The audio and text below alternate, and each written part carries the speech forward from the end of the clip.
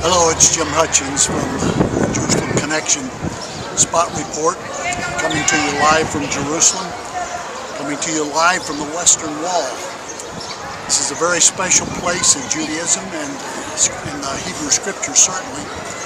This is a place where God said His eyes and His heart will be forever, Jerusalem and the temple area. I've been spending several hours every day since I've been here on April the 21st, just right here, praying, seeking God, seeking to hear from Him actually. And one of the things that I think is becoming apparent, but first let me say this, I'm deeply impressed with the genuine devotion, the zeal that I see in these men who come down here to this Western Wall. Women are on the other side. There is a great zeal. There's a zeal for righteousness.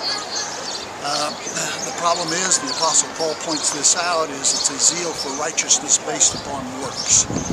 And ultimately we know that the only righteousness that God recognizes is the righteousness of Jesus, which has been imparted to those of us who believe and trust in Him. But I've been impressed with what I've seen here. And I know that this place and this city is certainly in the plan of God. And I think that that plan is going to be readily unfolding in the days ahead. I see a very possible scenario for a situation change in Jerusalem. I've been talking with a number of people here, Jews and those who live in the old city. And there is an anticipation that because of the global political situation, the environment that exists geopolitically, and because of the decision makers that impact that global political situation, these are almost to a person committed to humanism and to a multiculturalism.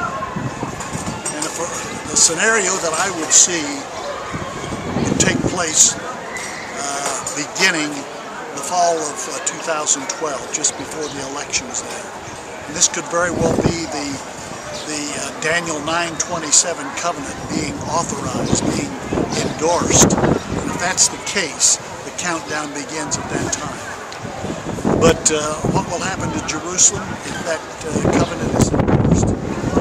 My sense is that Jerusalem would be internationalized. Now, they've talked about that for years, since 1948. And my sense is that this could be the time when Israel will do that. This would be a monumental, enormous concession on the part of Israel to actually do this. What they would get in response to that, for that concession, I would see as being the authorization to build their own temple, their own third temple, and the reestablishment of the sacrificial system that existed in ancient Israel. It will come at some point. We'll just have to wait and see when it is. In the meantime, we're encouraged to pray for the peace of Jerusalem. Psalm 122 verse 6, pray for the peace of Jerusalem. And I say to you, when you pray for the peace of Jerusalem, you're actually praying for the Messiah to come, because peace will come only when the Prince of Peace comes. Everything else will be man's efforts to bring this about. But it will not come until He comes and He restores everything. But we are encouraged to pray, and we're encouraged to pray for the peace of Jerusalem that actually sees the peace that the Messiah will bring. So it's exciting to be here. We're seeing the prophetic word unfold before our very eyes. Ask your prayers for me and pray for the peace of Jerusalem. So, Od Yavo Shiloh, until the Messiah comes, Shalom Aleichem.